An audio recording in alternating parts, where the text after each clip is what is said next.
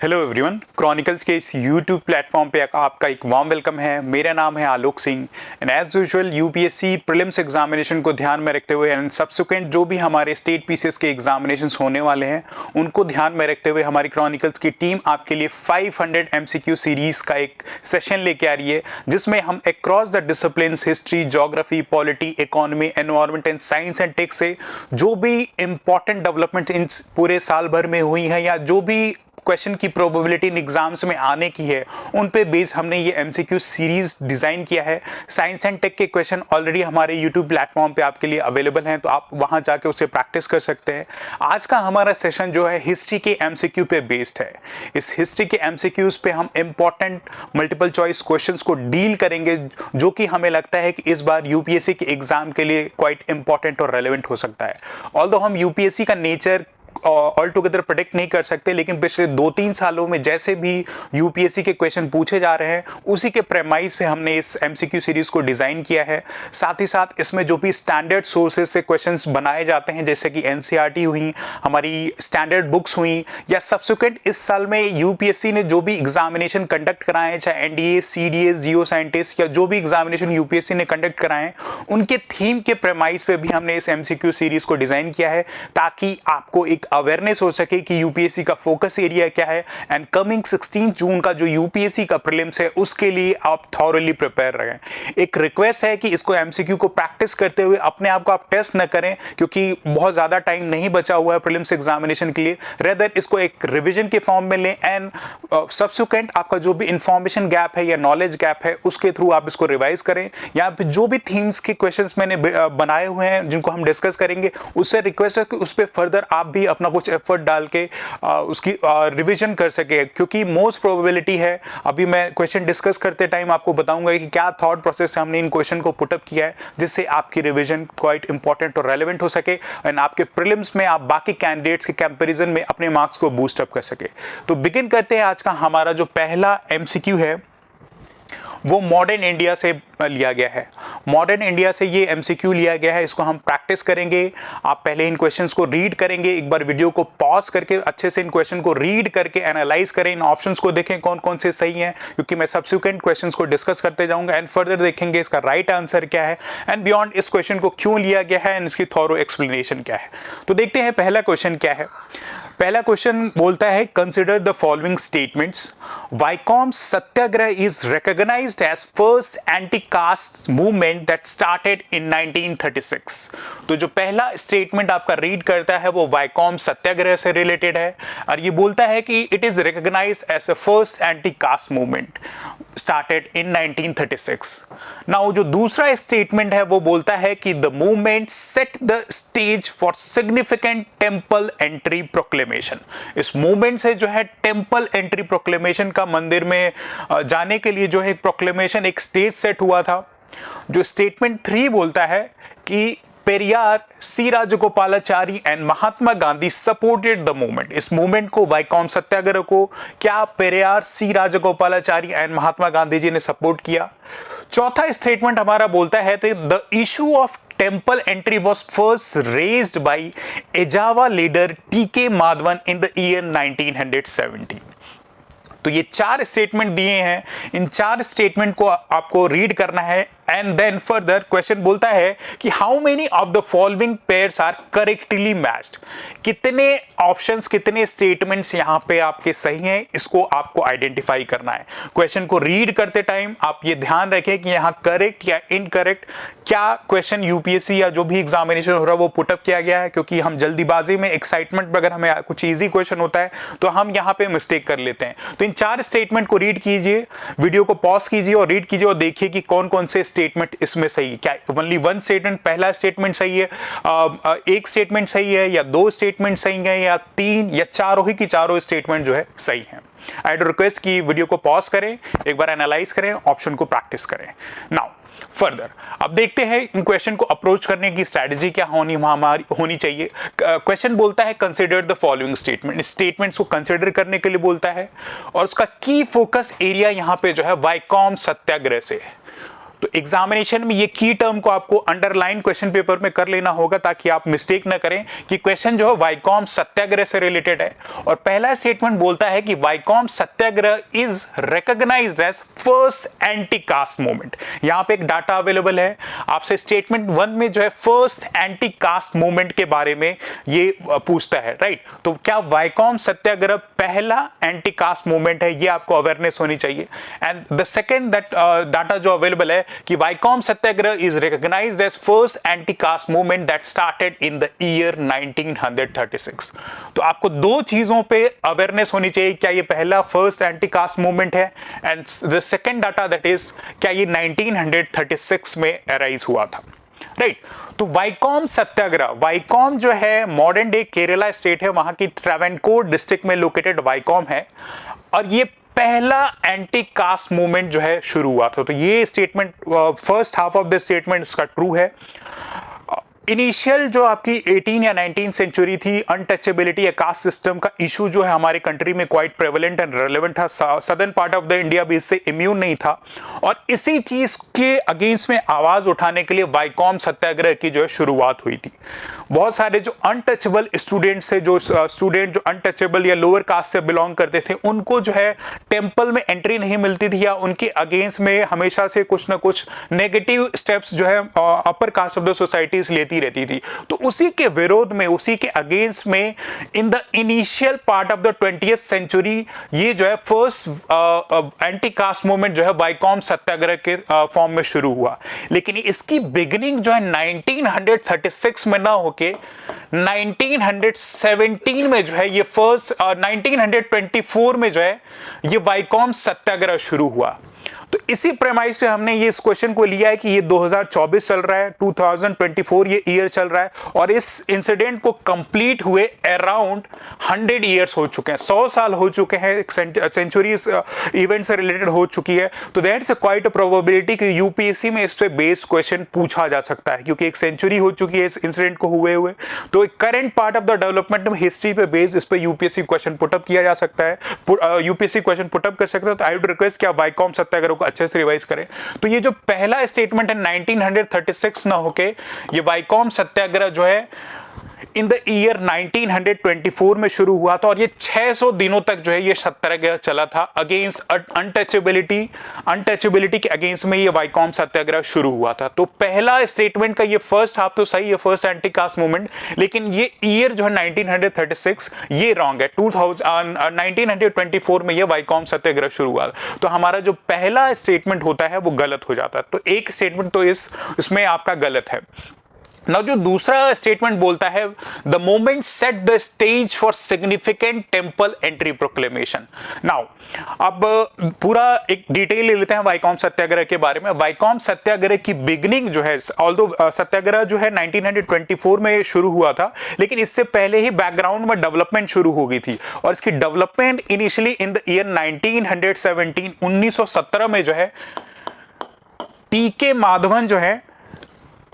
माधवन जी जो है अपना एडिटोरियल जो है देश अभिमानी एक जर्नल आता था, उसमें एडिटोरियल्स लिखना शुरू करते हैं। बहुत ही रेवोल्यूशनरी एडिटोरियल्स होते हैं against caste system, against untouchability. तो इसकी बिगिनिंग जो है 1917 में ही शुरू हो जाती है।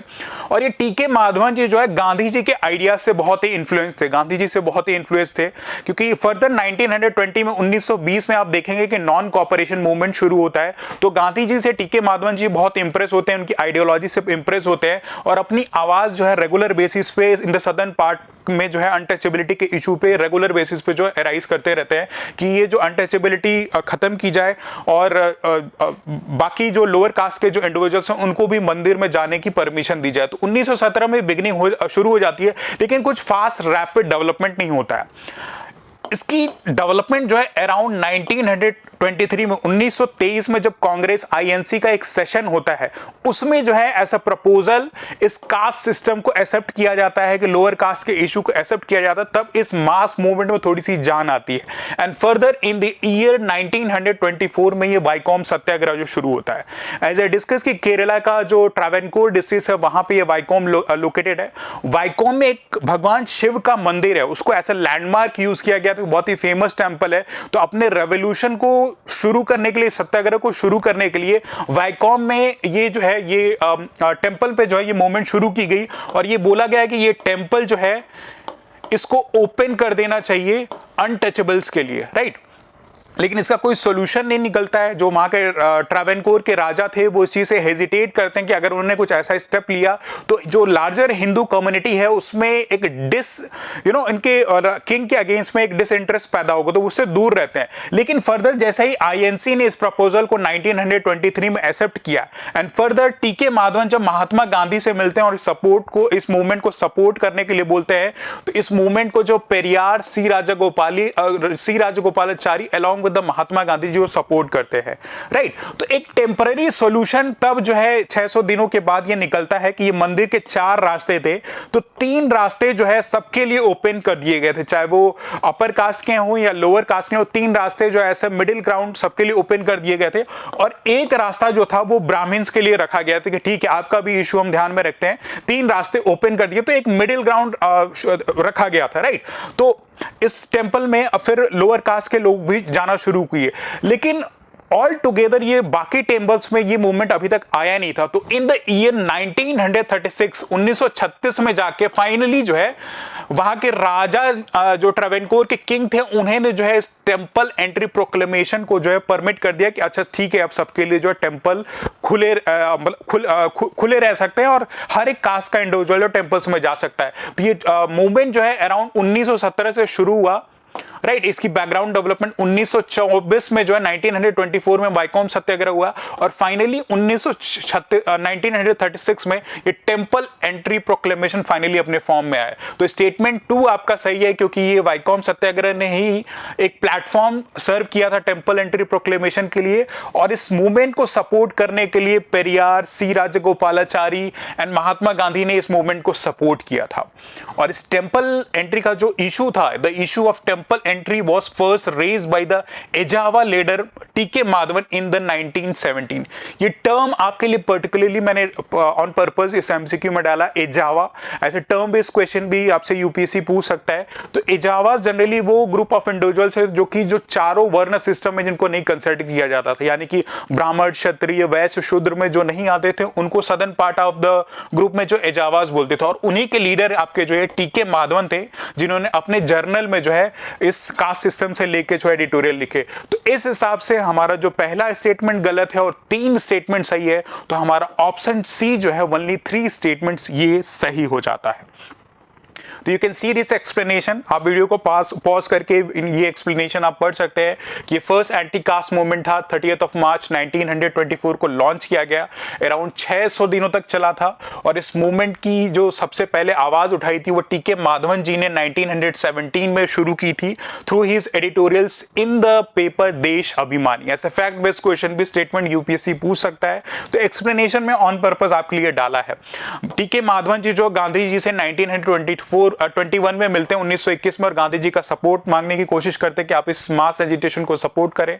एंड फाइनली जो 1923 का जो सेशन था, 1923 का जो आईएनसी का, इंडियन नेशनल का जो सेशन था वो काकीनाडा में हुआ था। वहां पे जो है केरला की जो प्रोविंशियल कांग्रेस कमेटी थी उसने इस एंटी अनटचेबिलिटी मूवमेंट को एज ए की इशू हाईलाइट किया था। तो ग्रेजुअल डेवलपमेंट हो रही थी एंड फिर जो है मैसिव पब्लिक कैंपेन हुआ। लोग और वहां मंदिर के आसपास आए और डिमांड करने लगे कि हमारे लिए जो ओपन किया, जो अनटचेबल्स है, मास अरेस्ट किया गया, जो भी लोग इंडिविजुअल्स प्रोटेस्ट कर रहे थे।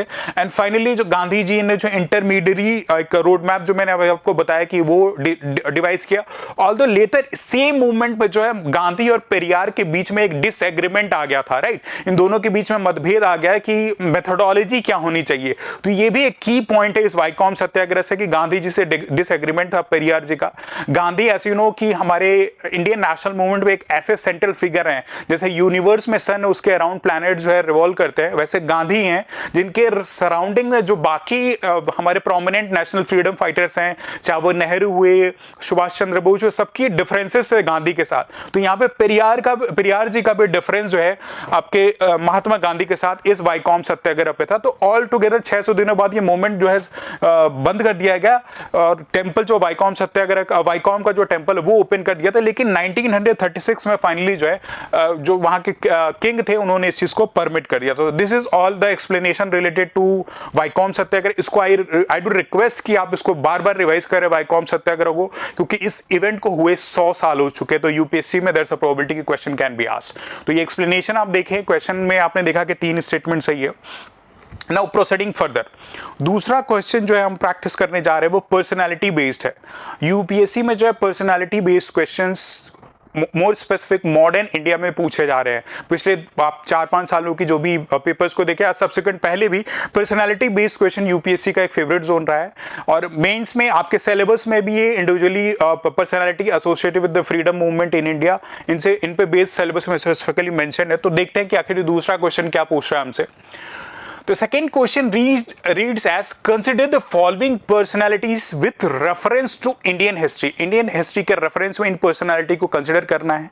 5 personalities ऑप्शन में दी गई हैं। पहले आपके अरबिंदो घोष हैं, दूसरे आपके बिपिन चंद्र पाल हैं, तीसरे आपके राज नारायण बोस हैं, चौथे आपके अश्विनी कुमार दत्त हैं एंड 5वें आपके सुरेंद्र नाथ बैनर्जी हैं। ये 5 पर्सनैलिटीज को दिया गया, प्लीज एक बार आप रीड करें इनको। Now the question says that how many of the ever personalities are associated with extremist faction of Indian National Congress. INC का, इंडियन नेशनल कांग्रेस का जो एक्सट्रीमिस्ट फैक्शन है उससे कितने पर्सनैलिटीज जो ऑप्शन में दिए गए हैं वो एसोसिएटेड है, राइट। थोड़ा फैक्ट बेस्ड क्वेश्चन है। अब 5 ऑप्शन दिए हैं, थोड़ा मुश्किल भी है कि हम एरर कर सकते हैं, और क्योंकि सारे ऑप्शंस हमें पता होने चाहिए जैसे ऑप्शन की डिजाइनिंग है, तो एक मुश्किल सा टास्क हो जाता है हमारे लिए एग्जामिनेशन में इस क्वेश्चन को हैंडल करना। तो क्वेश्चन में देखते हैं कि आखिर यूपीएससी क्या हिंट छोड़ रहा है आपके लिए जिससे आप इस क्वेश्चन को इजिली आइडेंटिफाई कर सके।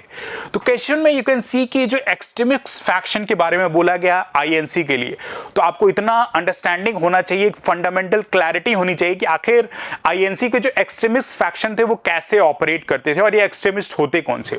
आईएनसी एज यू नो कि इंडियन नेशनल कांग्रेस एक ऐसी पार्टी थी जो फ्रीडम फाइटिंग के मूवमेंट में लीड प्रोटैगनिस्ट थी अगेंस्ट ब्रिटिशर्स। लेकिन इस आईएनसी के जो भी मेंबर्स हैं इनमें आइडियोलॉजिकल डिफरेंसेस होने की वजह से डाइवर्जन या डिवीजन हो जाता है जो कि 2 गुटों में बढ़ता है।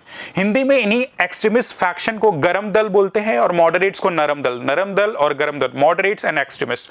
तो ये 2 फैक्शन में आपके जो है आईएनसी का डिवीजन हो जाता है। जो मॉडरेट होते हैं वो PPP अप्रोच पे ऑपरेट करते हैं। ये कॉन्स्टिट्यूशनल रिफॉर्म में बिलीव करते हैं कि ब्रिटिशर से बोलते हैं कि ग्रेजुअल इंडिया में कॉन्स्टिट्यूशनल रिफॉर्म लेके आ जाए, प्रे करते हैं, प्रोटेस्ट करते हैं, पिटीशन देते हैं जिसको PPP बोलते हैं, राइट। तो ये मॉडरेट्स का जो ऑपरेशन मॉडराइंड था वो constitutional reform along with the PPP था। लेकिन एक्सट्रीमिस्ट इनकी आइडियोलॉजी से सहमत नहीं थे। उनका अपना एक ओपिनियन था कि ग्रेजुअल ऐसे हम करेंगे तो हमें तो आज़ादी आगे के 400 या 500 सालों तक नहीं मिलेगी। तो एक्सट्रीमिस्ट थोड़े एग्रेसिव विचारधारा के थे, इसीलिए इनको हिंदी में गरम दल बोलते हैं या एक्सट्रीमिस्ट विचारधारा इनका थॉट प्रोसेस था। ये जो है स्ट्राइक्स में बिलीव करते थे, प्रोटेस्ट करते थे, बॉयकॉट में बिलीव रखते थे और ऐसा नेशनलिज्म का थॉट प्रोसेस अपनी कंट्री वाइड यूथ में डेवलप करना चाहते थे जिससे ऑल टुगेदर गवर्नमेंट को टोटली हटा दिया जाए। जो ब्रिटिश गवर्नमेंट है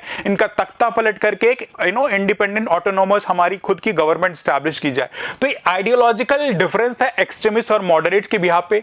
इसी बिहाफ पे एक क्वेश्चन है कि इनमें से कौन कौन सी पर्सनैलिटीज जो है एक्सट्रीमिस्ट फैक्शन से बिलोंग करती थी। तो जो पहले आपके इंडिविजुअल हैं अरबिंदो घोष, इनके बारे में हम कंसीडर करते हैं क्या ये जो है आपके एक्सट्रीमिस्ट फैक्शन से बिलोंग करते थे।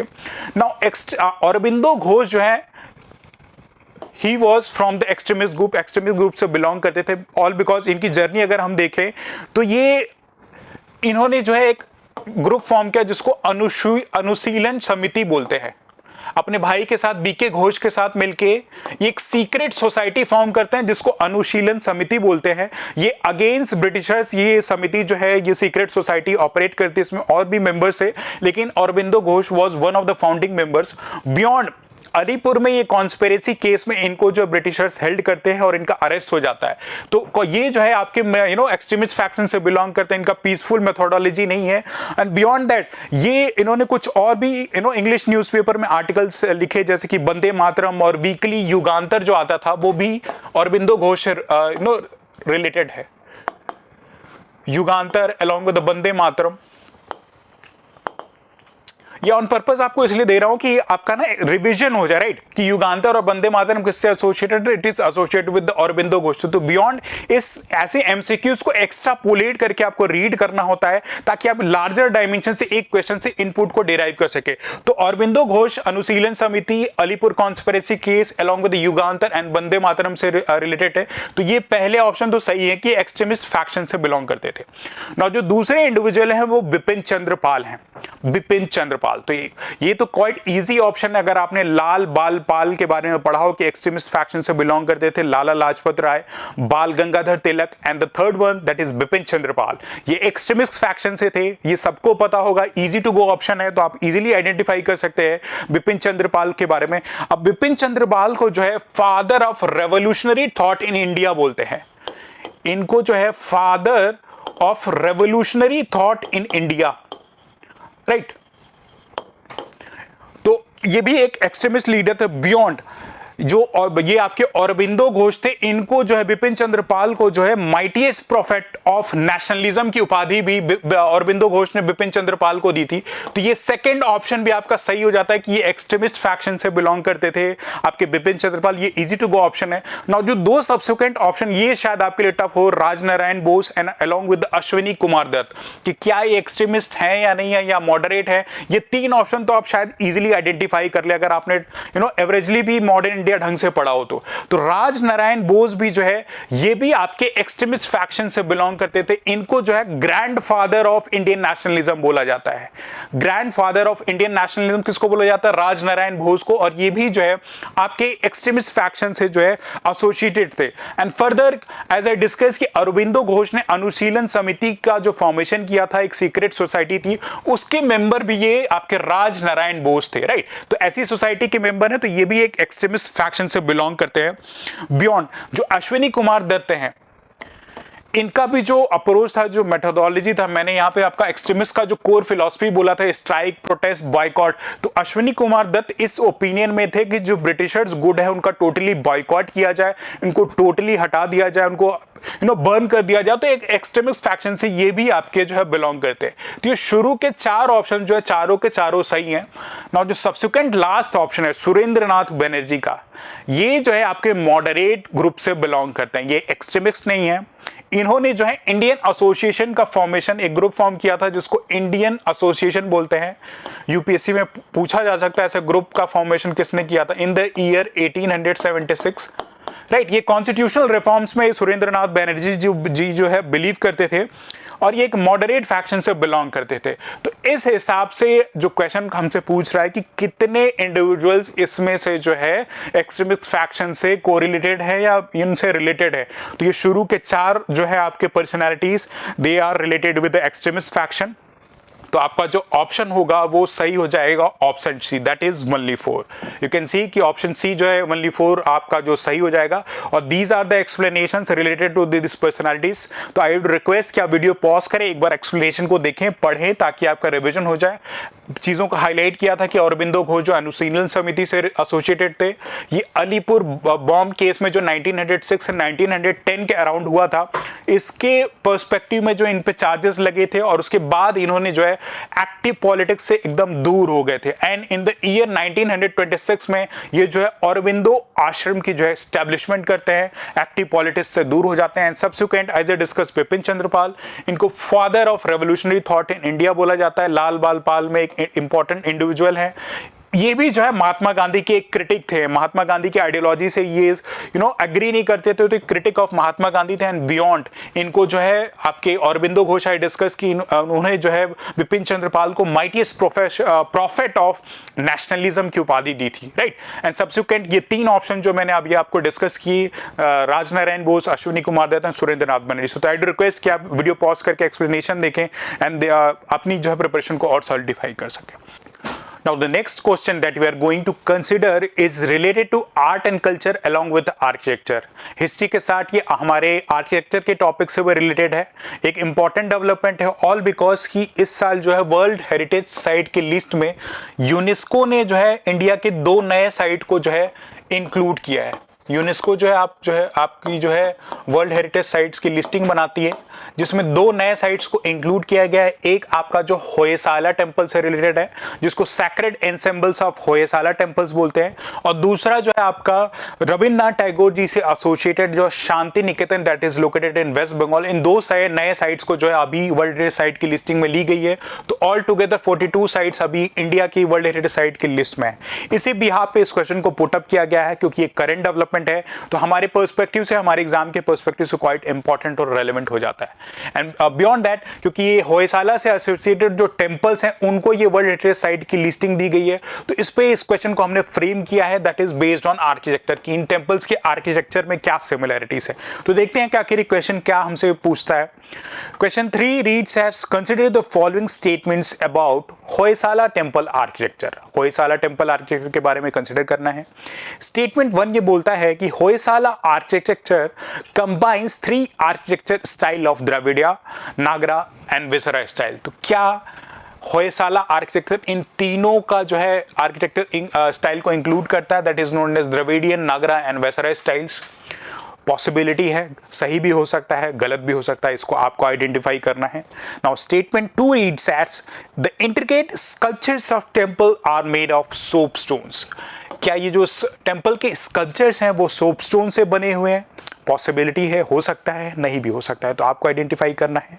Now statement 3 reads as Hoysala temples are typically constructed on stellar platforms. तो क्या होयसाला टेंपल्स जो हैं स्टीलर प्लेटफॉर्म से बनाए हुए, सितारे के शेप में बनाए हुए हैं? एंड बियॉन्ड जो चौथा स्टेटमेंट है वो रीड करता है कि Hoysala temples are primarily dedicated to Hindu gods that is lord Shiva and Vishnu, but some are also dedicated to the Jain faith. तो ये क्या भगवान शिव, भगवान विष्णु से रिलेटेड है, या इसके बियॉन्ड जैन फेथ के भी टेंपल्स यहाँ पे जो है लोकेटेड हैं? तो ये चारों स्टेटमेंट को रीड कीजिए, वीडियो को पॉज कीजिए, एक बार एनालाइज कीजिए एंड देखिए कि चारों में से कौन कौन से ऑप्शन सही हैं। नाउ द फर्दर जो क्वेश्चन आपका रीड करता है, यहाँ पे ध्यान देने की जरूरत है।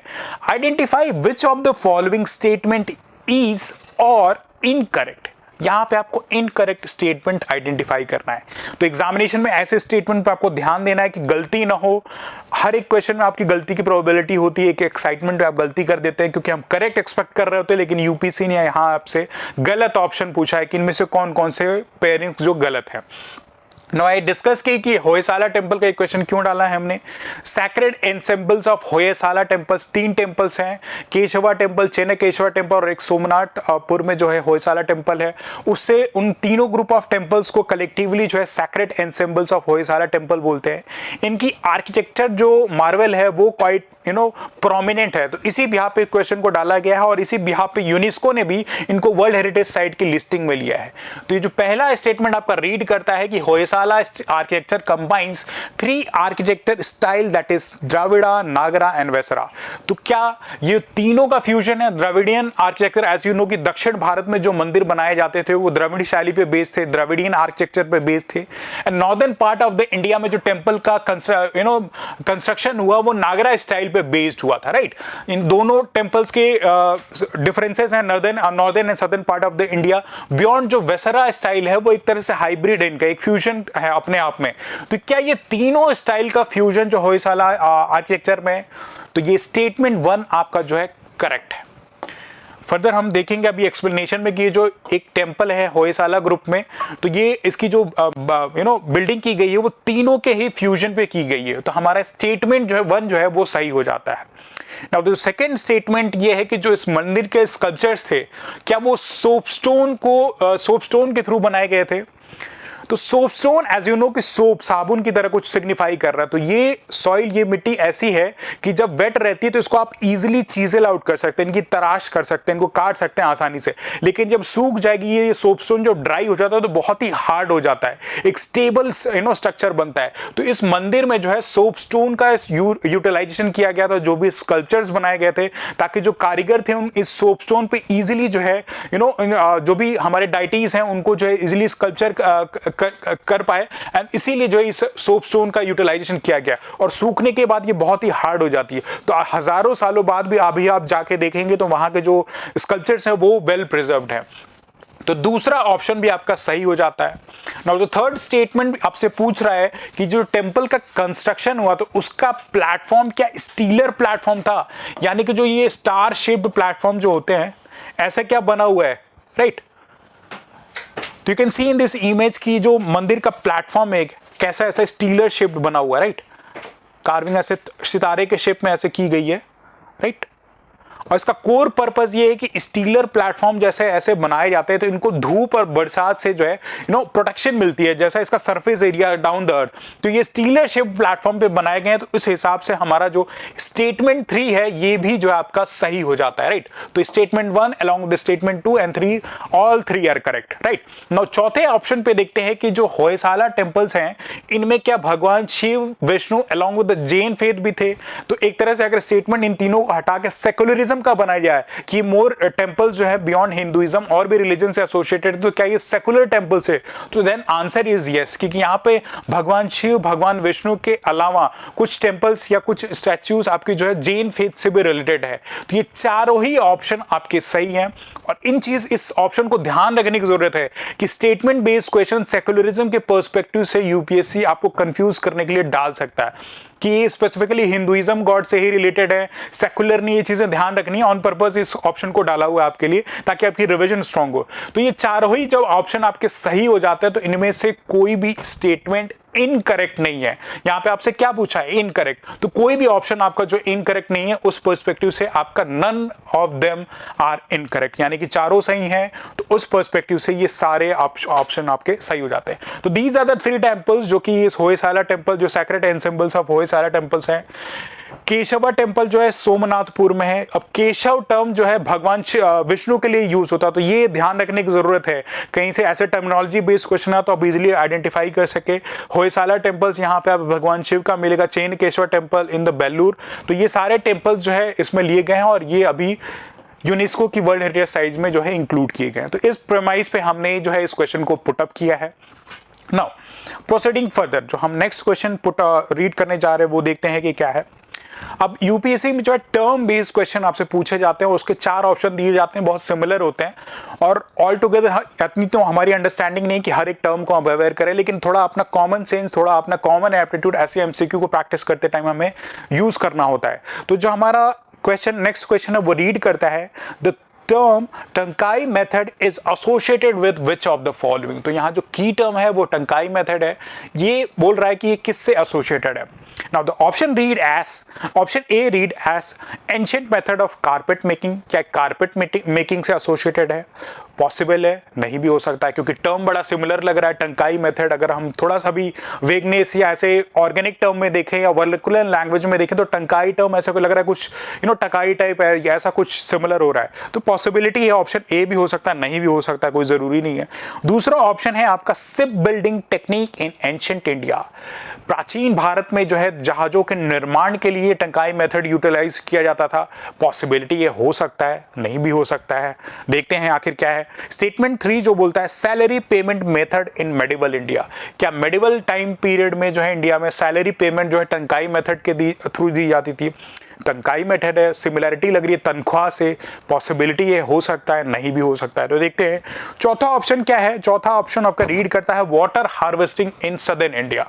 क्या ये water harvesting in southern part of the India से एसोसिएटेड? इस पे ध्यान देने की जरूरत है। नाउ अब इस ऑप्शन को सारे चारों ऑप्शन हमने देख लिए, देखते हैं कि आखिर टंकाई मेथड है किससे एसोसिएटेड। ये टंकाई मेथड का जो सही ऑप्शन है वो है option B, ship building technique in ancient India. जो प्राचीन भारत में जहाज़ों का निर्माण होता था, जो वुडन प्लैंक्स होते थे, लकड़ी के पट्टे होते, तो उस पर जो है नेल के थ्रू उनकी टंकाई की जाती थी और शिप का निर्माण, कंस्ट्रक्शन किया जाता था। छोटे छोटे मछुआरे होते थे, वो इसी मेथोडोलॉजी का यूज़ करके जो जहाज़ों का निर्माण करते थे, राइट। तो इस पर्सपेक्टिव से हमारा ऑप्शन बी सही हो जाता है।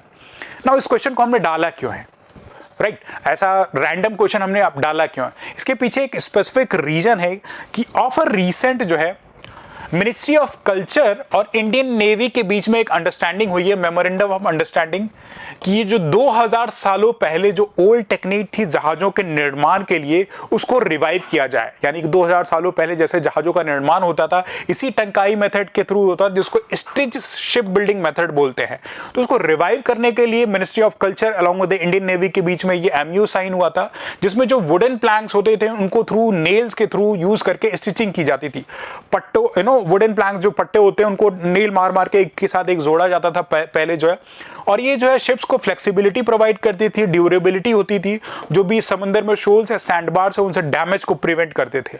लेकिन with the arrival of European, जैसे ही यूरोपियन मॉडर्न इंडिया में या later part of the medieval time जब इंडिया में आते हैं, तो वो नई शिप बिल्डिंग मेथोडोलॉजी इंडिया में लेके आते हैं, जिससे ये जो मेथड है वो कहीं ना कहीं पीछे चला जाता है। तो इसी चीज को रिवाइव करने के लिए, मैरिटाइम मेमोरीज को रिवाइव करने के लिए ministry of navy along with the ministry of culture के बीच में ये मेमोरेंडम ऑफ अंडरस्टैंडिंग जो है साइन हुई है। तो ये आप टर्म देख लें, इन टर्म से रिलेटेड, क्योंकि ये बहुत ही वर्निकुलर लैंग्वेज में बेस है। टंकाई ऐसे वुडन प्लैंक को टांका मार मार के आप जोड़ रहे हो, तो ये टर्म बहुत ऐसा सिमिलर होता है। तो यूपीएससी में ऐसे क्वेश्चन जो है टर्म बेस्ड क्वेश्चन जो हिस्ट्री में पुटअप किए जाते हैं, तो ये चीज आपको आइडेंटिफाई करने की जरूरत है। Now proceeding further, the fifth question reads as consider the following about Sangam literature. Sangam literature पे बेस्ड क्वेश्चन है, एंशिएंट इंडिया का है, quite lovable zone of UPSC है। ऐसे क्वेश्चन कहीं ना कहीं घुमा के southern part of the India से यूपीएससी क्वेश्चन पुटअप करता है। हमने थोड़े इजी क्वेश्चन बनाए हैं, अगर आपने ढंग से पढ़ी हो एंशिएंट इंडिया, थोड़ी फैक्चुअल मेमोरी आपकी स्ट्रांग हो, तो आप इसको इजीली सॉल्व कर सकते हैं। तो देखते हैं कि क्या है। Consider the following statement about Sangam literature. इसमें लिटरेचर आपका दिया गया है कि कौन कौन से लिटरेरी सोर्स हैं और इसके ऑथर कौन कौन से हैं, इनको आपको आइडेंटिफाई करना है। एंड बेस्ड फर्दर आपको आइडेंटिफाई करना है कि identity how many pairs of the following are correct. कितने ये जो ऑप्शंस हैं आपके सही हैं, क्या एक ऑप्शन सही है, क्या दो ऑप्शन सही है, तीनों सही हैं या चारों सही हैं। तो ये आपको आइडेंटिफाई करना फैक्चुअल है, लेकिन आई वुड एक्सपेक्ट इतनी तो आपको एंशिएंट हिस्ट्री अगर आपने पढ़ी हो तो इनमें से दो या तीन ऑप्शन को तो आपको इजी गो थ्रू हो ना। यूपीएससी क्या करता है, अगर ऐसे चार ऑप्शन होते हैं तो दो इजी देता है आपको ऑप्शन जो आपने शायद पढ़े, और दो ऐसे होते हैं जो ऑल टुगेदर अननोन है, एक कहीं डेप्थ में या एक रैंडम फिगर होता है, तो वहां पे आपका एप्टीट्यूड चेक होता है। ऑप्शन की डिजाइनिंग भी उसी हिसाब से की गई है। तो देखते हैं कि क्या है। नाउ पहला जो लिटरेरी सोर्स है वो तोलकाप्पियम है। एक इंपॉर्टेंट लिटरेरी सोर्स है संगम लिटरेचर से रिलेटेड। नाउ ये संगम टर्म जो है southern part of the India से एसोसिएटेड है। संगम इसलिए बोला जाता है कि यहाँ पे एंशिएंट टाइम्स में जो है तीन इंपॉर्टेंट डायनेस्टी थी, चोला, चेराज एंड पांड्यास, वो रूल कर रही थी।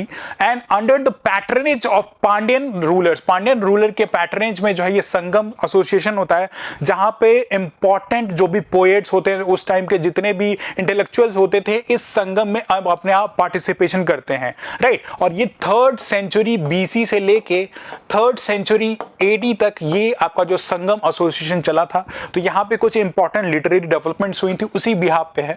तो पहला जो आपका तोलकाप्पियम है, ये एक इंपॉर्टेंट डेवलपमेंट हुई थी सेकेंड संगम में, राइट। सेकेंड संगम में ये आपकी तोलकाप्पियम जैसे लिटरेरी सोर्स का डेवलपमेंट हुआ था, जिसको तोलकाप्पियार जी ने ही जो है ऑथर किया था। ये एक इंपॉर्टेंट बुक है जो कि एक तमिल जो ग्रामर है या तमिल ग्रामर के लिए जाना जाता है। एंड बियॉन्ड इस अपने लिटरेचर सोर्स के जो वहाँ की सोसाइटी थी southern part of the India में, उसके बारे में भी ये तोलकाप्पियम हमें इंफॉर्मेशन प्रोवाइड करता है। तो ऑप्शन 1 इस पर्सपेक्टिव से सही हो जाता है। दूसरे ऑप्शन के लिए हम थोड़ा रुकते हैं, बाकी दो ऑप्शन उनको देखते हैं, क्योंकि आई अज्यूम कि आपने इन दोनों ऑप्शन को पढ़ा होगा। ये शायद आपके लिए थोड़ा टफ हो कि ये इससे एसोसिएटेड है या नहीं। तो तीसरा ऑप्शन है आपका शिल्पाधिकारम। इस पे लिखा है कि एलांगो अदिगल जो है इससे एसोसिएटेड थे। नाउ ये क्वेश्चन तो हमने पुटअप किया, लेकिन आपको जानना पड़ेगा कि ये शिल्पाधिकारम जो लिखा गया था, जो ऑथर लिटरेरी सोर्स लिखा गया था, इसमें स्टोरी क्या है। इसमें स्टोरी जनरली जो है 3 इंडिविजुअल्स की है, कोवलम, उनकी वाइफ है कनगी, और एक कोर्टसियन है जो पहले राजा महाराजाओं के महफिल में जो है ऐसे नर्तिकाएं होती थी, कोर्टसियन होती थी, उनके बारे में है। तो ये शिल्पाधिकारम जो बुक है एक लव स्टोरी है, right, it's a love story based on Kovalam. उनकी वाइफ है कनगी, और एक तीसरी लेडी है जो कोर्टसियन है, उनसे जो है कोवलन एक मर्चेंट है, उनको जो उस कोर्टसियन उस नर्तिका से जो प्यार हो जाता है, राइट। और इस पे बहुत ही डिस्प्यूट होता है। तो जो पांड्या उस टाइम पे जो रूलर होते हैं, इन मर्चेंट को जो अपने किंगडम से बाहर निकाल देते हैं, राइट। तो ये दूसरे जगह पे जब जाते हैं तो वहां पे क्या होता है, अपनी पत्नी जो इनकी कनगी है उनकी एक पायल, एक वहां का जो स्मिथ होता है, जो सुनार होता है, उसको देते हैं, राइट। सेल करते हैं कि थोड़ा पैसा दे दो, मुझे निकाल दिया गया। लेकिन वो जो सुनार होता है इतना धूर्त होता है कि वो अगेंस्ट इन्हीं के प्लॉट करता है, और उसने जो है जो वहां की रानी थी उनका पायल चुराया हुआ था, उनका ज्वेलरी चुराया हुआ था, राइट। और उसका ब्लेम जो है कोवलन पे लगा देते हैं कि ये जो कोवलन है इन्होंने इस चीज को चोरी किया है। और इसके पर्सपेक्टिव में कोवलन को सजा होती है, इनको डेथ पनिशमेंट दी जाती है। लेकिन इनकी वाइफ जो कनगी है बहुत ही इनकी चैस्टिटी, इनकी पतिव्रता के बारे में इनका बहुत ही अपलॉड किया जाता है southern part of the India में। ये जाके मदुरई में वहां जो उस पार्ट में जाती है मदुरई में, और इस चीज को बोलती है कि मेरे पति जो है इनोसेंट है, उनको क्यों मारा गया है। और वो श्राप देती हैं, राइट, वो कर्ज करती हैं कि मदुरई जो है डिवास्टेट हो जाएगा। और इन्हीं के कनगी के ही श्राप की वजह से जो मदुरई के उस समय के रूलर जो किंग थे उनकी डेमाइस हो जाती है, डेथ हो जाती है। तो इसी से एसोसिएटेड ये शिल्पाधिकारम है, और इसके राइटर जो है लानोगो अदिगल हैं। तो अगर आपसे यूपीएससी में शिल्पाधिकारम के बारे में मोर स्पेसिफिक अगर पूछ लिया जाए कि it's a love story, it's a war thing और समथिंग, ये कैरेक्टर्स से एसोसिएटेड है, तो आपको आना चाहिए, राइट। तो स्टेटमेंट 3 जो आपका सही है, स्टेटमेंट 1 सही है। चौथा देखते हैं मणि मेघालय, क्या इसको जो सीताल सत्यनारायण ने जी ने लिखा था? तो ऑप्शन 4 भी सही है, राइट। ऑप्शन 4 भी आपके सही है कि इसकी जो ऑथरिंग जो है लाई सत्यनारायण जी ने की थी। नाउ ये स्टोरी जो है इसी की सीक्वल है, राइट। समझ लो अगर आपकी शिल्पाधिकारम पार्ट 1 है तो ये मणि मेघालय जो है पार्ट 2 है। तो इसमें जो स्टोरी माधुरी की दी गई है कि ये जो कोवलन और जो कोर्टसियन थी, जो नर्तिका थी, उनसे प्राप्त जो पुत्री हुई थी, राइट, वो उसकी एसोसिएटेड स्टोरी, एक एंटी लव स्टोरी है मणि मेघालय, जिसको सीताल सत्यनारायण जी ने जो है ऑथर किया था। तो ये 3 बुक जो है बियॉन्ड इनके जो कोर कंटेंट के अलावा southern part of the India के बारे में, वहां के सोशियो पॉलिटिकल कंडीशंस के बारे में भी बताते हैं। तो एक इंपॉर्टेंट डेवलपमेंट है। तो ये 3 ऑप्शन तो सही है। दूसरा जो हमने बोला था कि ये आपके लिए थोड़ा टफ हो सकता है, इसको आपने इतना इन डेप्थ नहीं पढ़ा होगा, लेकिन ये दूसरा ऑप्शन भी सही है। बियॉन्ड दिस ये 4 लिटरेरी सोर्सेस में ये आपका जो है पत्तू पत्तू और एतुतगई के बारे में भी आप संगल लिटरेचर के बारे में पढ़ेंगे। पत्तू पत्तू जरूर 8 एंथोलॉजीज का कंपोजिशन है, और एत्तू जो है आपकी जो है पत्तू पत्तू जो है longer poem in Sangam literature, although known as Tamil literature, और उसमें जो है ये आपका तिरुमुरुगपति जो है जो लॉर्ड मुर्गन से एसोसिएटेड, और इसके ऑथर जो है नकीरकर हैं, और इन्हीं के फर्दर डेप्थ में ये क्वेश्चन जो है पुटअप किया गया है। तो थोड़ी सी डेप्थ यूपीएससी आपसे डाल सकता है, इसीलिए इसकी सी डिजाइन की गई है। बियॉन्ड कुछ और इंपॉर्टेंट लिटरेचर जैसे एतुतगई के बारे में मैंने बोला कि 8 works long and short poet of 8 anthologies. तो एक बार वीडियो को पॉज करके 1 बाय 1 आप इनको देख लें। आपको रिटेन तो नहीं होगा, पर एक बार देख लें, अगर यूपीएससी एग्जामिनेशन में पूछता है तो दैट्स अ प्रोबेबिलिटी कि क्वेश्चन यहां से कुछ ना कुछ ऐसा घुमा के जो है पूछे जा सकते हैं ना। इस क्वेश्चन को हम डिस्कस क्यों कर रहे हैं, राइट? डिस्कशन इसलिए कर रहे हैं कि ये भी इस समय करंट में ऑन न्यूज था, और रीजन ये था कि तमिलनाडु बोर्ड ने जो है अपने टेक्स्ट बुक्स में, वहां की एजुकेशन सर्विसेज कॉर्पोरेशन ने अभी जो है पत्तू पत्तू के बारे में हमने डिस्कशन किया कि पत्तू पत्तू जो है ये इस बुक को जो है ऑफिशियली जो है अपने एकेडमिक्स में इंक्लूड किया है, जो कि अर्लीस्ट संगम पोएट्री कंपोजिशंस हैं। तो यू कैन सी कि ये सारी डेवलपमेंट्स अभी और ने रिसेंट हुई है। तोलकापियार के बारे में बोला कि फर्स्ट तमिल लिटरेरी वर्क है जो सेकंड संगम समिट के टाइम पे हुई थी, राइट। और इसको जो है 3 बुक्स में अरेंज किया जाता है, सीरीज ऑफ बुक्स हैं, ये 3 सीरीज ऑफ बुक है, इनको एक बार आप देख लें। और ये southern part of the India के पॉलिटिकल सोशियो इकोनॉमिक कंडीशन के बारे में बताती है। बियॉन्ड ये दोनों डिस्कशन मैंने अभी आपसे ली थी, तो इसको एक बार आप रीड कर लें ताकि ये टॉपिक आप थॉरली जो है रिवाइज कर सके, राइट। नाउ प्रोसीडिंग फर्दर,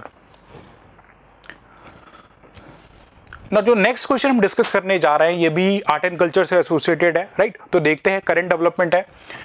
इसमें क्वेश्चन 6 बोलता है consider the following statements. In statements को हमें कंसिडर करना है, जिसमें पहला स्टेटमेंट है That is, Garba is a ritualistic and devotional dance dedicated to the worship of feminine energy. यहाँ पे गरबा डांस के गरबा नृत्य के बारे में बात डिस्कशन किया जा रहा है कि एक रिचुअलिस्टिक डिवोशनल डांस है जो कि फेमिनाइन एनर्जी की वर्शिप से एसोसिएटेड है। तो हमें देखना है क्या ये सही है क्या गलत है। Now, statement 2 reads as Garba is included in the UNESCO Intangible Cultural Heritage of Humanity. तो क्या गरबा का इंक्लूजन जो है यूनेस्को की जो लिस्टिंग है intangible cultural heritage of humanity उसमें है। एक फैक्चुअल इंफॉर्मेशन है, अगर आप करंट अफेयर से अवेयर हो तो आपको पता चले कि अगर है या नहीं है, राइट। बियॉन्ड तीसरा स्टेटमेंट ये बोलता है कि intangible cultural heritage is the practices, expression, knowledge and skills that communities, group और individual recognised as a part of their cultural heritage. तो क्या इंटेंजिबल कल्चरल हेरिटेज एक ऐसी प्रैक्टिस है, एक्सप्रेशन है, नॉलेज है जिसको कम्युनिटीज या ग्रुप ऑफ इंडिविजुअल्स जो है रिकॉग्नाइज करते हैं as part of their cultural heritage. तो क्या इंटेंजिबल कल्चरल हेरिटेज में इसको इंक्लूड किया जाता है? और इसके बिहाफ पे आपको आइडेंटिफाई करना है कि कितने स्टेटमेंट इन तीनों में से सही हैं। क्या इस एक स्टेटमेंट सही है, क्या दो स्टेटमेंट सही हैं, या तीनों स्टेटमेंट सही हैं? तो तीनों स्टेटमेंट्स आपको आना जरूरी है। उसके लिए आपको अवेयरनेस होनी चाहिए ना। गरबा इजी टर्म है, आप मैक्सिमम लोग जानते हैं कि गरबा ऐसा डांस है। तो ये first half of the statement तो आपको क्लियर होगा कि रिचुअलिस्टिक डिवोशनल डांस है, राइट। एंड बियॉन्ड क्या ये फेमिनाइन एनर्जी को, मातृत्व शक्ति को सिग्निफाई करता है, ये हमें ध्यान देने की जरूरत है इसका इन डिटेलिंग। तो गरबा टर्म जो है ये गरबा टर्म आपका जो है गर्भ से लिया गया है, वुम्ब। एक महिला गर्भ धारण करती है, राइट। तो वुमेन के वुम्ब को जो है गर्भ बोलते हैं, राइट। और उसी बिहाफ पे इस गरबा डांस की जो शुरुआत हुई थी, इसमें ऐसा माना जाता है कि जो लड़कियां होती हैं जैसे प्यूबरिटी अटेन किया उन्होंने, उनकी मेंस्ट्रुअल साइकिल शुरू हो तो उसी के डेडिकेशन में एक गरबा डांस जो है गुजरात में मोर स्पेसिफिक ये फोक डांस किया जाता है। And in the month of Navratri के टाइम पीरियड पे यू कैन सी कि डांडिया डांस होता है, गरबा से रिलेटेड गरबा कर रहे होते हैं। तो ये जो पहला स्टेटमेंट है that is devotional and ritualistic and devotional dance dedicated to the worship of feminine energy, बिल्कुल सही है। ये फेमाइन एनर्जी को, ऐसा मैंने बोला कि गर्भ से रिलेटेड ये टर्म गरबा आया हुआ है, तो फेमाइन एनर्जी से इंक्लूडेड है। नाउ जो सेकंड स्टेटमेंट जो है क्या कि यूनेस्को की इंटेंजिबल कल्चरल आपकी जो हेरिटेज उसमें लिस्ट में इंक्लूडेड है। करंट अफेयर्स अगर आप अवेयर हो तो ऑफर रीसेंट जो है गरबा को इंक्लूड किया गया है। 2021 में दुर्गा पूजा ऑफ वेस्ट बंगाल को इस लिस्ट में इंक्लूड किया गया था एंड ऑफर रीसेंट जो है गरबा को जो है इसकी लिस्टिंग में लिया गया है। तो ऑल टुगेदर अभी जो है 15 ऐसे लिस्ट हैं जो कि यूनेस्को की intangible cultural heritage of humanity में इंडिया के साइट्स को जो इंक्लूड किया गया है। नाउ आखिर ये इंटेंजिबल साइट्स क्या होते हैं उस पे स्टेटमेंट 3 पूछ रहा है कि क्या ये कल्चरल हेरिटेज जो है practice, expression, knowledge and skill that communities और group of individual recognise as a part of their cultural heritage ऐसा है। तो ये स्टेटमेंट 3 भी आपका जो है सही है। दुर्गा पूजा के बारे में बात की, लोग वहाँ के एसोसिएटेड अपना उनसे एसोसिएट है, गरबा जैसे हुआ। बियॉन्ड कुछ और लिस्ट हम आप भी देखते हैं कि उसमें जो 15 हो के 15 वो एक बार रिवाइज कर लेते हैं कि अगर एग्जामिनेशन में आए तो उससे हम इजीली आंसर वो कर सकते हैं। तो इसमें पूछ रहा है कितने करेक्ट है, तो ये तीनों ही करेक्ट हैं। दैट गोज कि option C is the correct answer, right. Option C correct answer है, राइट। तो मैंने बताया कि आखिर डिबेट में क्यों था, क्योंकि ऑफर रीसेंट करंट में जो है इसको गरबा को इंक्लूड किया गया है। गरबा जो है संस्कृत वर्ड वूम्ब, गर्भ से लिया गया है, जो कि सेलिब्रेट करता है फर्टिलिटी को, राइट। बियॉन्ड वुमेनहुड को ऑनर करने के लिए, रेस्पेक्ट पे करने के लिए जो डांस जो है इंक्लूड किया गया है। Beyond the dance is also customary mark a girls first menstrual cycle. जब एक लड़की जब अपने अडल्टहुड में आती है तो जब भी वो वुमेनहुड अटेंड करती है उसकी मेंस्ट्रुअल साइकिल जब पहली बार शुरू होती है तो उसको भी ये जो गरबा डांस जो है सिग्निफाई करता है। Now these are the 15 items, यहाँ पे 15 ये हैं, दिस इज नॉट देयर। तो ये 15 आइटम ऑल टुगेदर अभी तक जो है यूनेस्को की इन साइट्स में इंक्लूड किया जा चुका है, जिसमें 1 बाय 1 आपको देख लेना है। कुटियत्तम एक संस्कृत थिएटर है जो कि 2008 में इंक्लूड किया गया था। बियॉन्ड वेदिक चैंटिंग, जो वैदिक मंत्र का जो उच्चारण होता है, जो उसका ट्रेडिशनल मेथोडोलॉजी है, उसको भी इंक्लूड इसमें किया जा चुका है। रामलीला को भी इंक्लूड किया गया है इसमें। बियॉन्ड रमन्नम एक रिलीजियस फेस्टिवल है जो कि हिमालयन गढ़वाली हिमालयाज में मनाया जाता है, उसको इंक्लूड किया गया है। छाऊ डांस है, राजस्थान का कैलाबिला फोक सॉन्ग एंड डांस है जो इसमें इंक्लूडेड है, केरला का ritual theatre and dance drama है जिसको मुदियट्टू बोलते हैं, ये भी इसमें इंक्लूडेड है। एंड बियॉन्ड, लद्दाख में जो बुद्धिस्ट होते हैं वो चैंटिंग करते हैं, उनको भी इसमें इंक्लूड किया गया है। मणिपुर में से यूपीएससी ने क्वेश्चन पूछा है संकीर्तन से, जिसमें लोग सिम्बल्स बजाते हैं, तो संकीर्तन जो है मणिपुर का जो सिंगिंग, ड्रमिंग एंड डांसिंग भी इंक्लूड किया गया है। पंजाब में जो ठठेरास होते हैं, जो कॉपर के थ्रू जो बर्तन का निर्माण करते हैं, traditional brass and copper craft of utensil में, उनको भी इंक्लूड किया गया है। योगा को जो है 2016 में इंक्लूड किया गया। नौरोज एक पर्शियन फेस्टिवल है जो पारसीज मनाते हैं, लेकिन उनका इंडिया में इंक्लूजन की वजह से नौरोज फेस्टिवल को भी रखा गया। कुंभ मेला है 2021 में, दुर्गा पूजा है, एज ऑफ नाउ जो गरबा को जो है, गरबा डांस को ऑफ गुजरात को भी जो है इसकी लिस्टिंग में लिया गया, राइट। तो these are the listings. I hope कि इसको आप रिवाइज कर ले एग्जामिनेशन में, इससे कुछ भी क्वेश्चन पुटअप किए जा सकते हैं। देयर इज अ प्रोबेबिलिटी संकीर्तन पे क्वेश्चन पूछा जा चुका है, एंड बियॉन्ड इन सारे टर्म्स में भी क्वेश्चन, क्योंकि करंट का है आपका डेवलपमेंट, आपकी ये गरबा से रिलेटेड, तो हो सकता है फोक डांस या क्लासिकल डांस से रिलेटेड कुछ क्वेश्चन इस पर पुटअप किया जा सके। नाउ प्रोसीडिंग फर्दर, जो अगला क्वेश्चन है वो एंशिएंट हिस्ट्री से रिलेटेड है। हड़प्पन सिविलाइजेशन से हर साल एक क्वेश्चन पुटअप किया जाता है, तो देखते हैं कि आखिर ये नेक्स्ट क्वेश्चन हड़प्पन सिविलाइजेशन से, तो आखिर ये है क्या। तो question reads as consider the following statements about Lothal. Lothal से एसोसिएटेड है ये आपका क्वेश्चन जो है। इसमें स्टेटमेंट 1 रीड करता है, it is the only port town of the Indus valley civilisation.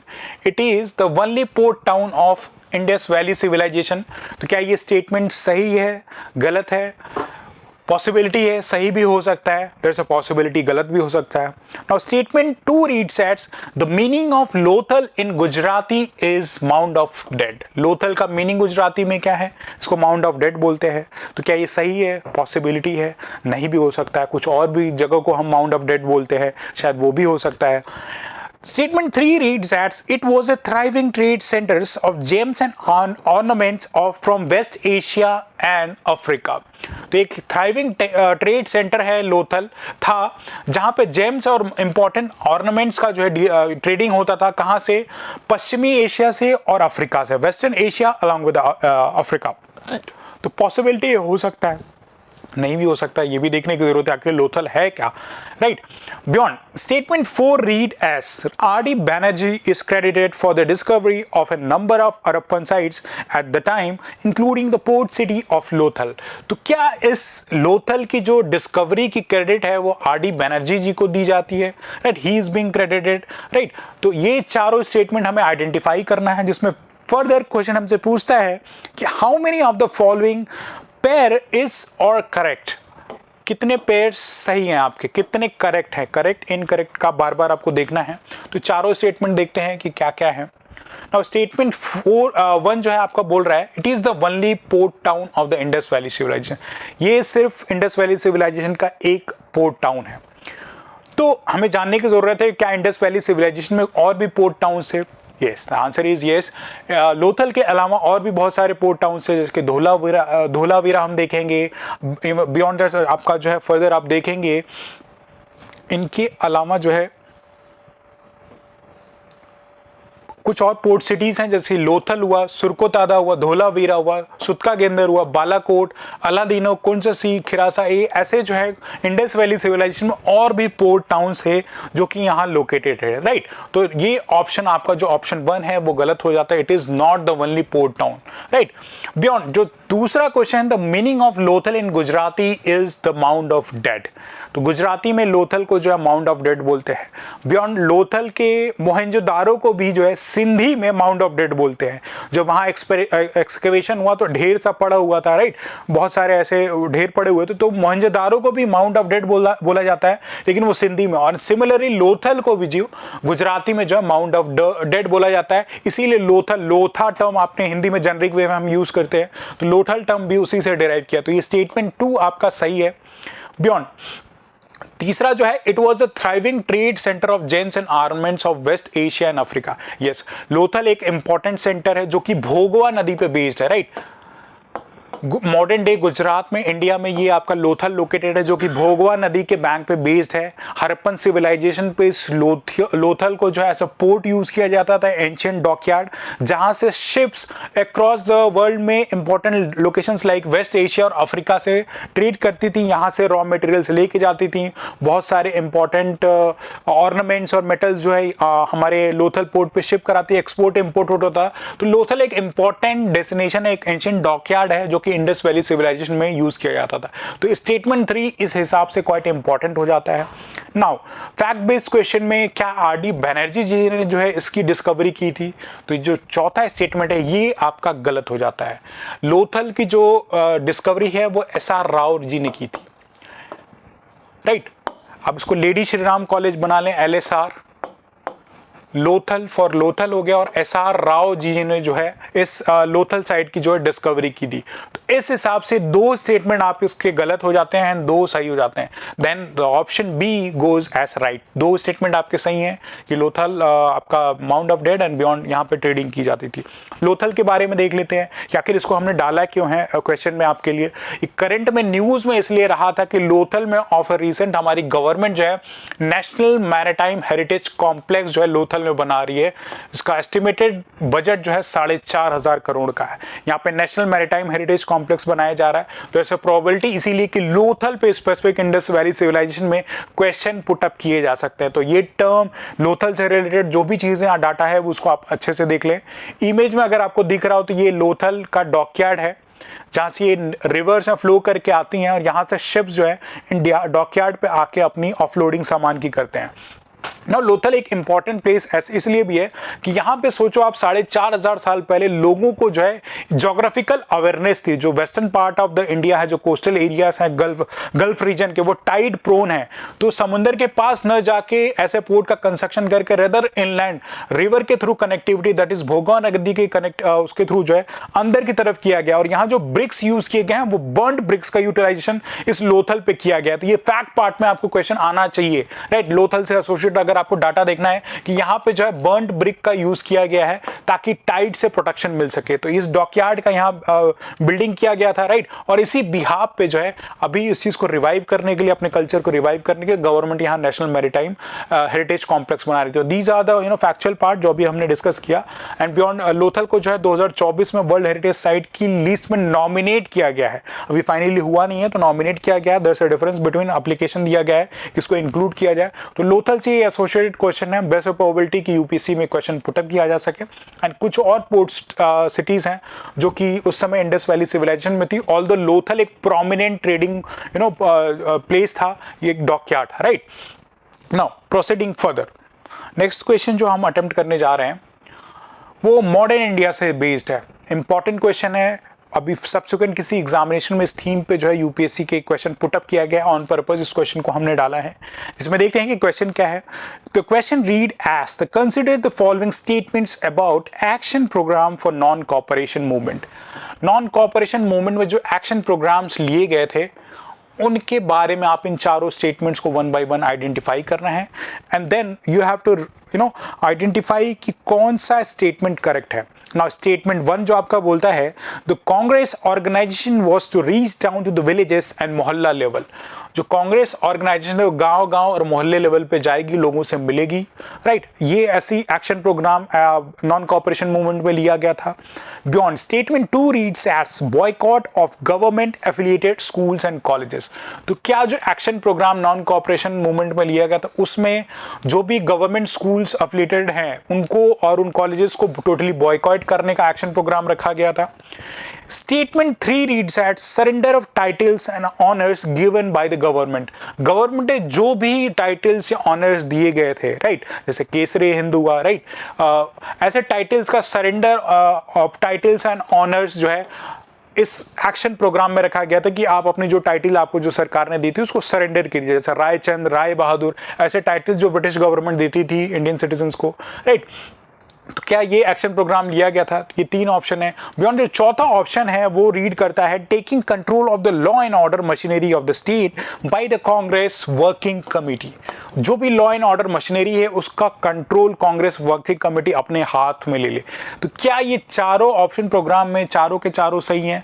Option 1 सही आपका, एक ये सही है या गलत है? दोनों पॉसिबिलिटी हो सकती है।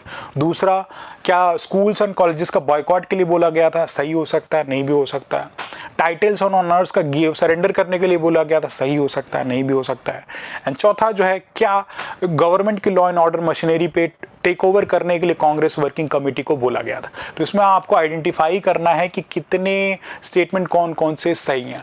अब ये आपको तभी पता हो जब आप नॉन कॉपरेशन मूवमेंट को इन डिटेल जाने और उससे एसोसिएटेड जो एक्शन प्रोग्राम है उसके बारे में आपको इन्फॉर्मेशन अवेलेबल हो। नाउ ये नॉन कॉपरेशन मूवमेंट जो है 1920 में जो है महात्मा गांधी के द्वारा शुरू किया गया था। और शुरू किस लिए किया गया था कि इससे पहले जो है रॉलेट एक्ट लेके आया गया, जलियांवाला बाग जैसा मैसेकर जैसा इशू एराइज हुआ, लोगों में एक नेगेटिव सेंटिमेंट था against Britishers government. And beyond Gandhi ji जो है एक्टिव पॉलिटिक्स में एट अ नेशनल लेवल जो है इसी नॉन कॉपरेशन मूवमेंट के थ्रू आए। इससे पहले उन्होंने चंपारण में, अहमदाबाद में, खेदा में जो है स्पेशल जो भी रीजनल लेवल पे अपने मूवमेंट्स रन किए थे। लेकिन ये नॉन कॉपरेशन मूवमेंट जो 1920 में शुरू किया था गांधी जी ने, ये एट अ नेशनल लेवल था, राइट। इसकी कोर आइडियोलॉजी जो थी स्ट्राइक्स करना, बॉयकॉट करना, राइट। गांधी जी ने बोला कि सब कुछ जो है बॉयकॉट करो, ये जो भी ब्रिटिशर्स अपने मेजर्स ले आ रहे हैं वो सारे गलत है। तो इस बिहार पे जो पहला स्टेटमेंट है कि जो कांग्रेस की जो ऑर्गेनाइजेशन है वो गांव और मोहल्ले के लेवल तक जाएगी, ये बात सही है। ऐसे लोगों को कन्विंस किया गया था कि आप गाँव गाँव जाइए, लोगों को कन्विंस कीजिए कि जो भी आपसे पॉसिबल हो सके, स्कूल अगर बच्चे आपके स्कूल कॉलेज गवर्नमेंट एफिलेटेड जा रहे हैं तो वो छोड़ दें, सरकारी नौकरी में वो छोड़ दें, अगर कोई पॉलिटिक्स में एक्टिव है, लेजिस्लेटिव काउंसिल में इंडियन मेंबर, अगर वो चाहे तो चीजें छोड़ दे, टैक्स पे करना छोड़ दे। तो ये सारी चीजें जो है कांग्रेस ऑर्गेनाइजेशन गांव और मोहल्ले में जाके लोगों को कन्विंस करेगी। दूसरा स्टेटमेंट भी आपका सही कि स्कूल और कॉलेजेस जो है आपके, उनको जो है टोटली बॉयकॉट कर दिया जाए। तीसरा स्टेटमेंट जो titles on honours given by the government है, वो भी नॉन कॉपरेशन मूवमेंट का एक एक्शन प्रोग्राम था। इससे पहले आप जब ये आपका जलियांवाला बाग मैसेकर हुआ था तो रविन्द्रनाथ टैगोर जी ने जो अपनी नाइटहुड जो थी वो अबॉलिश कर दी थी कि मुझे नहीं चाहिए भाई, सरेंडर कर दिया था। और जो चौथा ऑप्शन है वो थोड़ा एग्रेसिव साउंड करता है, right. Aggressive in the sense statement read करता है taking control of the law and order machinery by the state by the Congress working committee. एक तरह से तख्ता पलट करने की कोशिश कर रहे हैं कि जाके हर ऑफिस को ऑक्यूपाई कर ले। तो ये जो स्टेटमेंट 4 है ये नॉन कॉपरेशन मूवमेंट का एक्शनल प्रोग्राम मूवमेंट का हिस्सा ऐसा नहीं था, राइट। ये 3 शुरू के सही हैं, तो इस बिहार पे हमारा ऑप्शन सी जो है करेक्ट ऑप्शन हो जाता है, right. Now you can see this explanation यहाँ पे दी है कि 1920 में महात्मा गांधी जी ने जो है इस मूवमेंट को शुरू किया गया था अगेंस्ट रॉलेट एक्ट जो कि 1919 में थी, जो कि अलाउ करता था किसी भी इंडियन इंडिविजुअल को अरेस्ट करने के लिए फॉर द रीजन कि उनको सस्पेक्ट किया जाता है टेररिज्म कैसे टेररिस्ट, और बिना ट्रायल के जो है उनका इम्प्रिजनमेंट कर दिया जाए। तो एक ड्रैकोनियन लॉ था, राइट, जिसके अगेंस्ट में ये सारी मूवमेंट चलेगी। लेकिन ये नॉन कॉपरेशन मूवमेंट को गांधी जी ने जो है चौरी चौरा का इंसिडेंट 1922 में होता है, जहां पे गोरखपुर का एक चौरी चौरा एक जगह है जहां पे लोग जाके वहां के ब्रिटिश जो पुलिस थाना है उसको आग लगा देते हैं, उसमें बहुत सारे ब्रिटिश ऑफिसर्स मर जाते हैं। तो उस बिहार पे जो गांधी जी ने इस मूवमेंट को, जो नॉन कॉपरेशन मूवमेंट को जो है सस्पेंड कर दिया गया था। गांधी जी पे कई सारे लोगों ने क्रिटिसिज्म लगाया, लेकिन गांधी जी का ये कहना था कि अभी भी जो हमारी मासेस हैं, जो पब्लिक है, वो पूरी तरह से ऐसे मूवमेंट के लिए तैयार नहीं हुई है, क्योंकि जैसे ही पब्लिक वायलेंस का यूज करेगी तो ब्रिटिशर्स के पास इतनी फोर्सेस अवेलेबल है कि वो कैसे भी पब्लिक को कंट्रोल कर सकती है। तो इसलिए जो है गांधी जी ने इस मूवमेंट को 1922 में विड्रॉ कर लिया था। ये पहला नेशन वाइड मूवमेंट था, पहली बार ऐसे नेशनल लेवल पे जो है गांधी जी लीड कर रहे थे और हर धर्म हर रिलीजन के लोग इसमें पार्टिसिपेट कर रहे थे, कि यूनिटी शो कर रहे थे, सॉलिडेरिटी शो कर रहे थे। और ये मूवमेंट जो है नॉन कॉपरेशन मूवमेंट ऐसा प्लेटफॉर्म सर्व करता है सब्सिक्वेंट आने वाले टाइम में जो भी मूवमेंट्स हुए, जैसे कि quit India movement, civil disobedience, या जो भी और revolutionary leaders like Subhash Chandra Bose और भगत सिंह ने जो यूटिलाइजेशन किया, इन सारे नॉन कॉपरेशन मूवमेंट से जो आइडियाज उनको मिले उनको फर्दर जो है इन लोगों ने यूटिलाइज किया था। तो ये सारे एक्शनल प्रोग्राम्स है कि गवर्नमेंट पोजीशन से रिजाइन कर दो, लोकल बॉडीज की सीट छोड़ दो, जो भी टाइटल्स ऑनररी दिए गए हैं उनको फॉरफिट कर दो, फॉरेन गुड्स का बॉयकॉट, लेजिस्लेटिव काउंसिल के इलेक्शन में जो लोग हैं उसको बॉयकॉट कर दे। Beyond government and educational institution का बॉयकॉट, कोर्ट्स का बॉयकॉट कर दें, टैक्सेस न दें जो भी इंडियन सिटीजन्स हैं, बियॉन्ड खादी और स्वदेशी गुड को प्रमोट करने का, पॉपुलराइज करने का बोला गया था, और नॉन वायलेंस से, हिंसा से दूर रहने के लिए बोली गई थी, राइट बात। लेकिन यहाँ चौरी चौरा में यू कैन सी की आग लगा दी गई थी, इसीलिए मूवमेंट को रोका गया। तो ये जो है आपका नॉन कॉपरेशन मूवमेंट से रिलेटेड एक क्वेश्चन है जो कि ऑफर रिसेंट इसी थीम पे यूपीएससी के एग्जाम में क्वेश्चन पुटअप किया गया था, और इसी बिहाफ पे इस क्वेश्चन को हमने आपके लिए प्रैक्टिस में रखा है। तो आई होप कि नॉन कोऑपरेशन मूवमेंट को भी आप थॉरली जो है रिवाइज कर सके एंड प्रैक्टिस कर सके। नाउ प्रोसीडिंग फर्दर, ये क्वेश्चन अभी आई बिलीव कि यूपीएससी के एनडीए या सीडीएस किसी एग्जामिनेशन में क्वेश्चन पुटअप किया गया इस साल के एग्जामिनेशन में यूपीएससी में। तो एक थीम आपको आइडेंटिफाई करने के लिए दी गई है, कैसे क्वेश्चन यूपीएससी किन जोन्स में फोकस कर रहा है, राइट। तो वो देखते हैं कि आखिर ये क्वेश्चन क्या है। ये कि आपके southern part of the India, more specific हमारे एंशिएंट हिस्ट्री से रिलेटेड ये टॉपिक है। तो देखते हैं क्वेश्चन क्या है। Question reads as, consider the following statements about Madurai. Madurai city के बारे में आपको स्टेटमेंट कंसिडर करना है। That is the capital city of Pandyan kingdom. Pandyan kingdom की जो कैपिटल सिटी थी मदुरई, उसके बारे में आपको स्टेटमेंट कंसिडर करना है। तो स्टेटमेंट 1 रीड करता है, it has been described in Madurai Kanchi. Madurai Kanchi में डिस्क्राइब किया गया है as a large grand city enclosed by walls from 3 sides. 3 sides पे जो वॉल से, दीवार से घिरा हुआ है, और एक साइड पे जो वैगई नदी है on the 4th side. The 4th side has Vaigai river.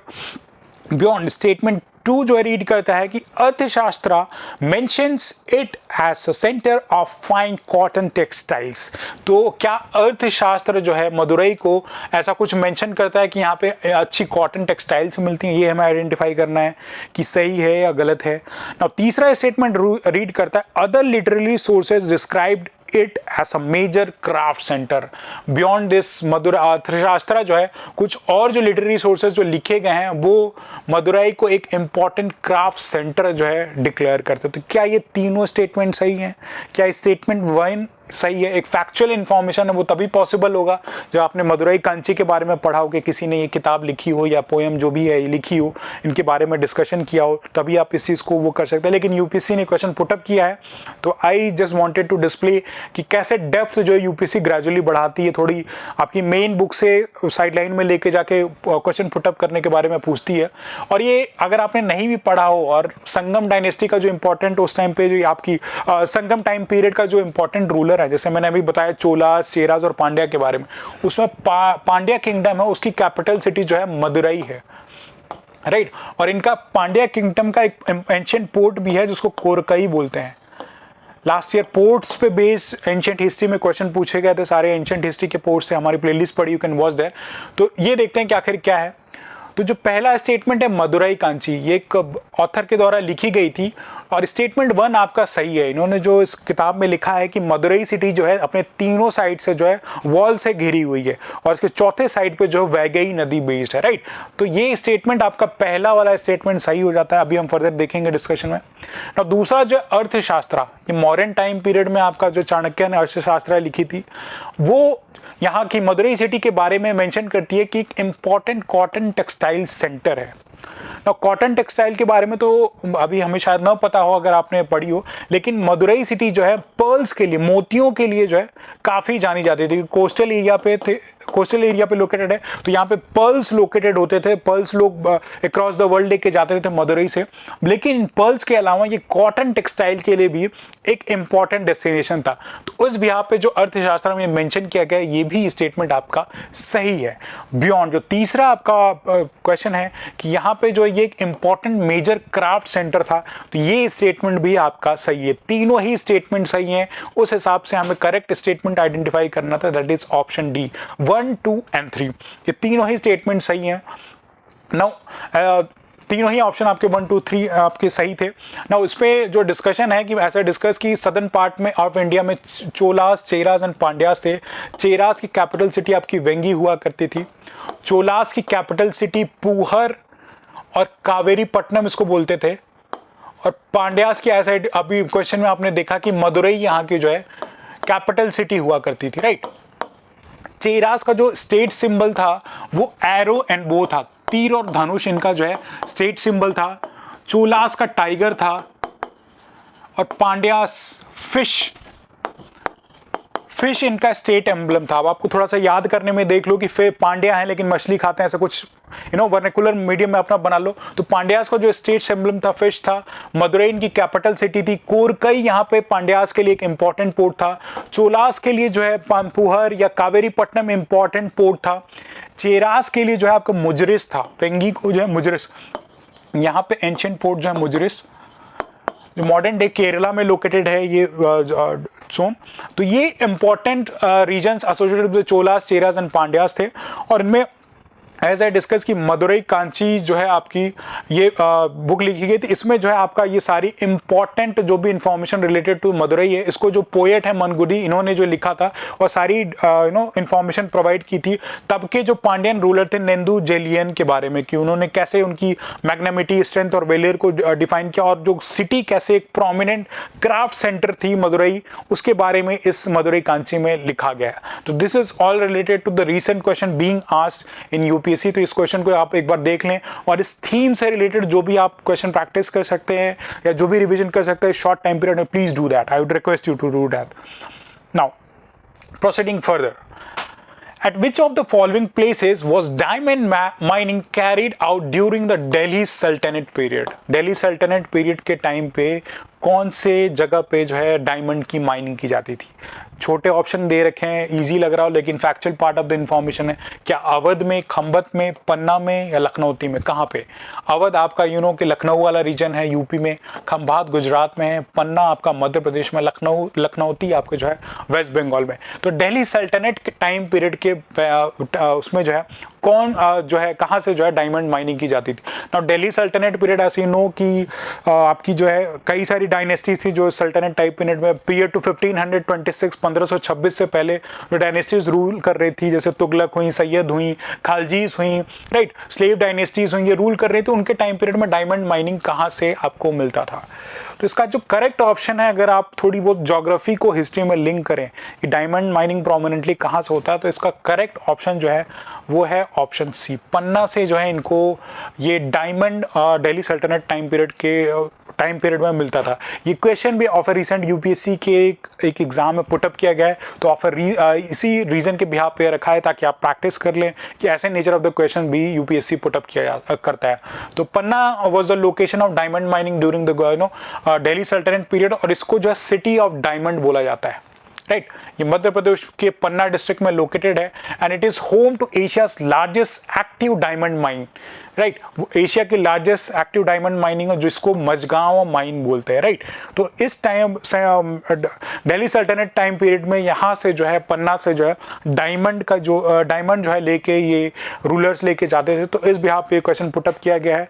Factual part of the information है कि ऐसे nature of the question UPSC आज के टाइम पे फोकस कर रहा है, तो देयर इज अ प्रोबेबिलिटी कि यूपीएससी के प्रीलिम्स से अभी आपसे क्वेश्चन पुटअप किया जा सके।